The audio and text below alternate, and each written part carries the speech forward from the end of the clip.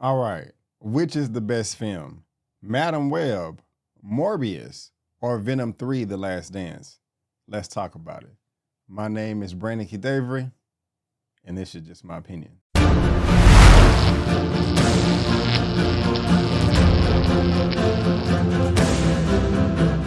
Hey, what's going on, everyone, and welcome back to another episode of Just My Opinion for my Venom The Last Dance movie review.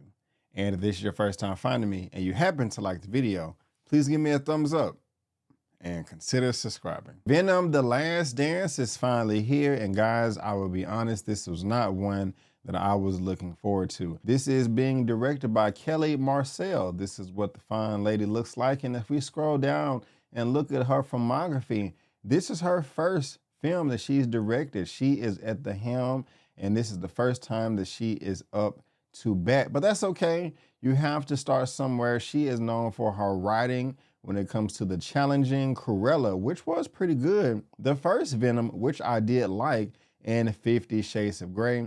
I've heard great things about Saving Mr. Banks, but I did miss that one. If you've seen any of these other films, please let me know down in the comment section below. But like I said, guys, I really wasn't looking forward to this film, Venom. Everything that Sony has been doing as of late has been pretty piss poor, in my opinion, when it does come to Morbius, when it does come to Madam Web, and I did not like Venom 2 or Venom Let There Be Carnage. I thought that was a pretty awful film as well. We'll see how Kraven the Hunter does in December. I did like the first Venom movie. I wasn't interested in that when it was being marketed and put out, but when I finally did see the movie, I was like, you know, it's not that bad. This is actually pretty good. I didn't think this could have worked without Spider-Man, but they did something positive here. Unfortunately, they did not carry over into the sequel, and we're going to talk about if it carried over for this threequel. So before I get into all the nitty gritty, before I talk about all my likes and dislikes, let me tell you exactly what Venom The Last Dance is all about. In Venom The Last Dance, Tom Hardy returns as Venom, one of Marvel's greatest and most complex characters for the final film in the trilogy. Eddie and Venom are on the run, hunted by both of their worlds, and with the net closing in, the duo are forced into a devastating decision that will bring their curtains down on Venom and Eddie's last dance. All right, guys, first, like always, I'm going to talk about the positives. There isn't much, but I'm still going to talk about it. And first is with Chiwetel Ejiofor. He plays a character by the name of Rex Strickland, and he pretty much is good in anything that he does, and that is the case here as well. He's not giving much, and there are some clunky dialogue scenes that he is in, but his character, for the most part, I really did like, because given the threat, he seems like the only person that did take this seriously, or when he lost some comrades, had an emotional response that was respected, or I could understand or relate to in some form or capacity. I did like his character. He was my first in the film, and I just wish there was other characters like him that I could attach myself to bring this film up a few more notches. Something else that I really did like about this movie is the unit that he did command. I don't know the exact name, but they were some type of government special forces, which were very, very efficient. I liked all their gadgets. I liked all of their technology. And I liked their strategy when they was trying to accomplish a mission. There's tons of other movies out there that we've seen in television and film where there is some type of special forces group where they have all this extra tech and strategy. And with this group of people, I did see a few lines of attacks that I've never seen before, and it was a bit fresh for me. So that's just something that I did appreciate throughout this film. Chiwetel Ejiofor's character, and also the muscle that he had backing him up. And also towards the end of this film, there was an action scene that was pretty decent. There was a lot going on, but I will admit it was somewhat entertaining. But guys, that's gonna wrap up everything that I did like about this film. Like I said, it wasn't much, but now let me switch over to some things that really just did not work for me and are completely underdeveloped. First thing being is the CGI. Oh my gosh, it's just like they ran out of money or did not give the visual effects artists enough time to render all of these shots properly. And it's not even mostly the ones with Venom the symbiote with all of his tentacles flailing around. Now, there was some bad CGI with those particular scenes as well, but I'm speaking of the blue and the green screen where Tom Hardy's character, Eddie Brock, is traveling from one place to another. When he's going really fast, if they're trying to show some backdrop of the skyline or just the wilderness or desert or just a grassy plain, it just did not look realistic. It looked like he was in some type of computer system, and again, that it wasn't finished processing, and I did not like that. Let alone everything going on with the symbiotes. There is a ton of symbiosis in this film. You have the introduction of Noel. They show that character, all of his symbiotes and all of his alien comrades that work with him. And there's just a number of things on Earth besides those blue and green screen backdrops that just don't look photoreal. You just have these CGI characters floating around in space with the actors, with the characters, trying to look at some tennis ball, and you know it's just not really there. One of the characters even just said, "Oh my gosh, this just looks so beautiful." And I don't know if they were doing that on purpose, but it was just bad timing for me,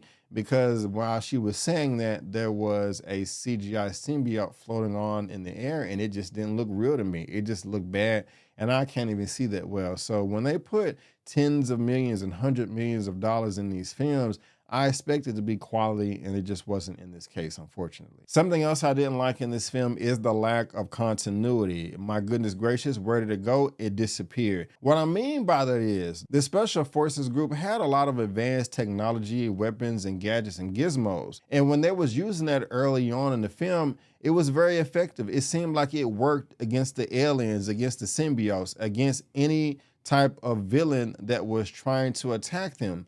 But later on in the film, they decided not to use those weapons anymore.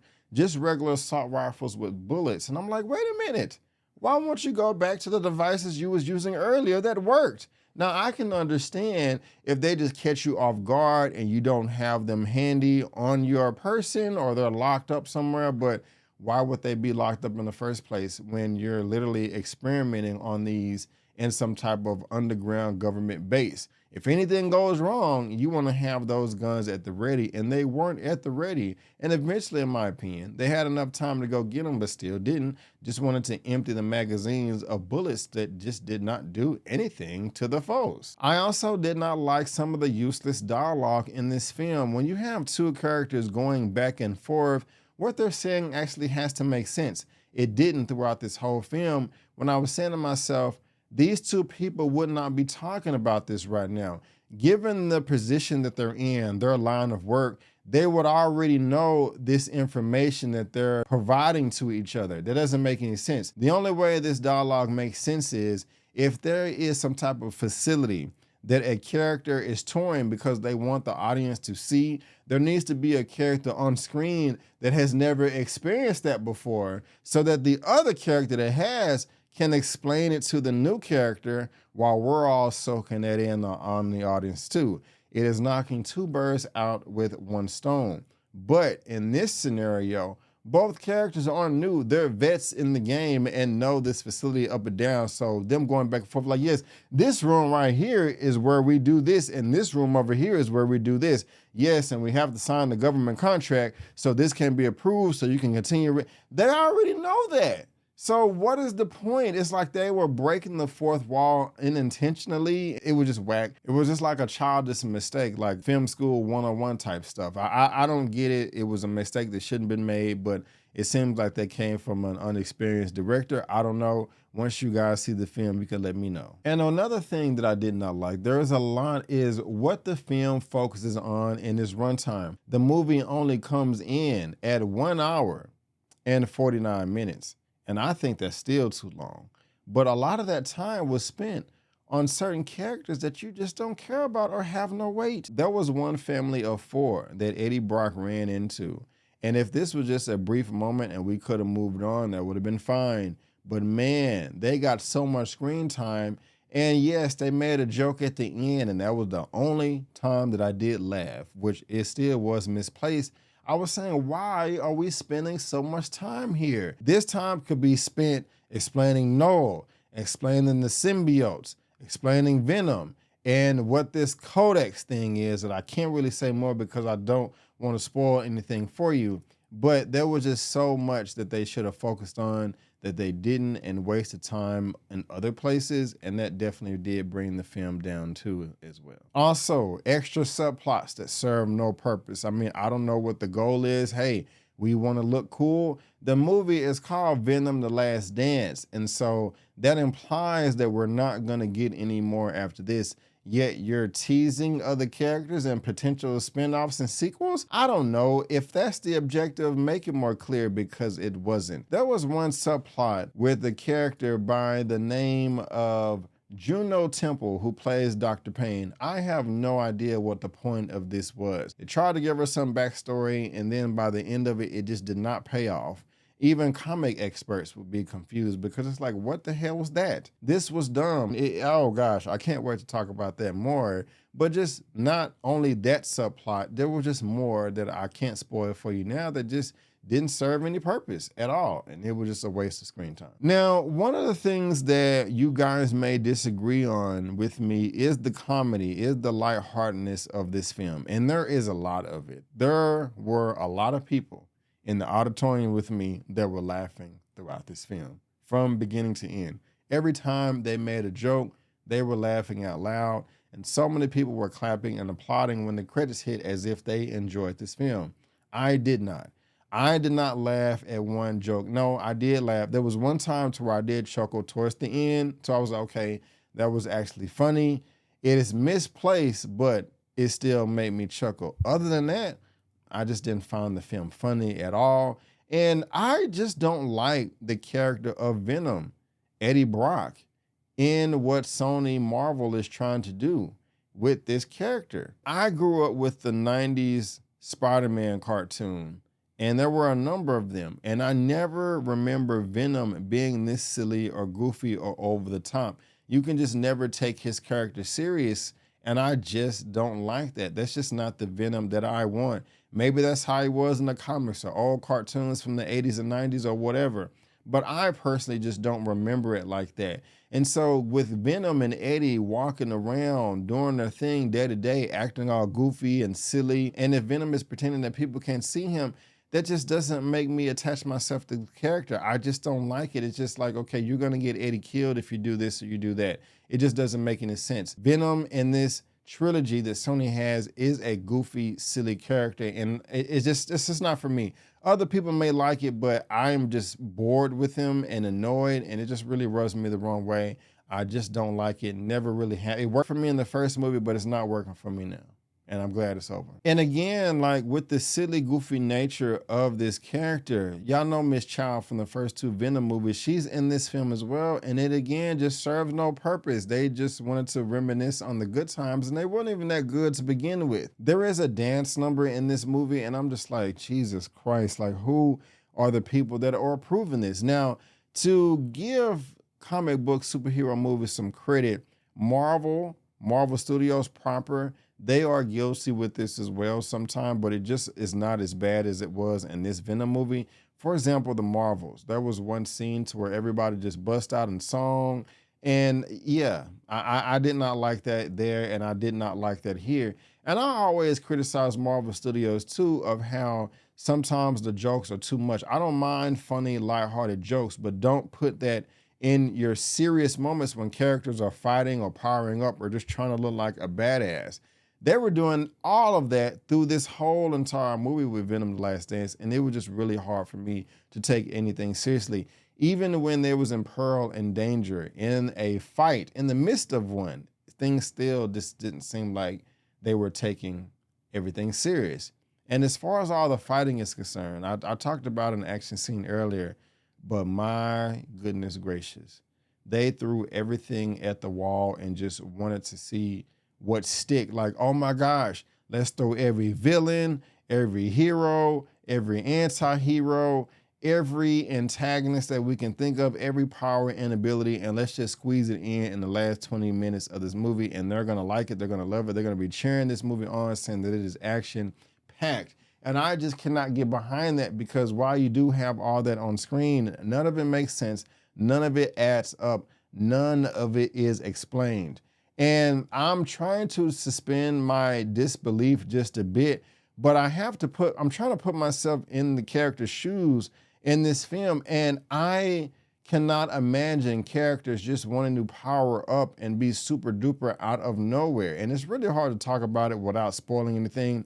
I'll just say this, that there are a number of symbiotes in this film, all on screen at the same time, and it is just a giant spaghetti mess in a blender, in the dark, going crazy, buck wild. And it's like no weight, no stakes, just stuff happening. And it's just happening so fast to where you have no time to comprehend it or even ask any questions. It's just, okay, hey, this wasn't explained. Let me think about it and try to make sense of it. Oh no, we're moving on to the next. And then that just kind of keeps happening over and over and over again. We also get the introduction to Noel. And at first I was like, okay, this is a decent introduction. I have this question, this question, this question, but it's never addressed.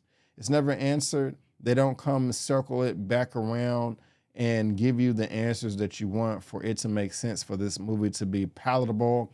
I mean, characters are just jumping here and there, teleporting here and there, and so is the plot and motivations for everybody and everything around it. We have Eddie Brock's character going to Vegas, and I'm like, what is the point of going to Vegas? Okay, you know that this bad guy over here can find you when you do these certain things, so how about you not do that anymore? Wait a minute. If these people betrayed their master back then, why are they working for him now? Again, none of it makes sense. So much plot, so much story. There is so much lore in this film that has to do with Venom, symbiotes, the multiverse, and Null, but it's just not addressed properly. They just put it in the movie and want you to fill in the blanks for yourself. And that's just not what I signed up for. Even though I am a big comic book superhero fan, fiend, or whatever you want to call it, this was a huge miss for me. This movie was a giant mess. It was pretty bad, in my opinion. It was better than Venom 2, and I hated that movie. It was better than Morbius and Madam Web, but those were at the bottom of the barrel. This one is just slightly high. It's an entertaining movie because there's just so much going on, but again, it's just a mess. It's just a mess, and I didn't like it. The post-credit scenes don't make sense. There's a mid-credit scene, and there's one at the very, very end, and I was just like, what the hell was that? I don't know. I sat here and thought about it for a while. Chris with 3C Films, he's here in Dallas. We was talking about it afterwards when we was walking. He was like, bro, I have no idea. And I'm just lost. This movie was not good. I will go ahead and give my rating for this at the very end, guys. But for now, that is just my opinion, and I want to thank you so much for tuning in. If you did enjoy this video, my review, please let me know down in the comment section. Hit that subscribe button, leave a thumbs up, all that good stuff. Most likely, I will be having a full spoilers review coming out to go in more depth with all the things that did not make sense. And also check out the next episode of Super Duper, to where we talk nothing but superhero and comic book news as well. Damn, I almost forgot to give my rating, but if I had to rate Venom: The Last Dance out of a 1 out of 10, I'm going to give it a 4.5 out of 10. Yes, a 4.5 out of 10. This movie wasn't good. It kind of stinks. But guys, again, I just want to thank you so much for tuning in. And before you go, don't forget that I'm B. Avery. That's just my opinion. Peace, and I'll see you next time.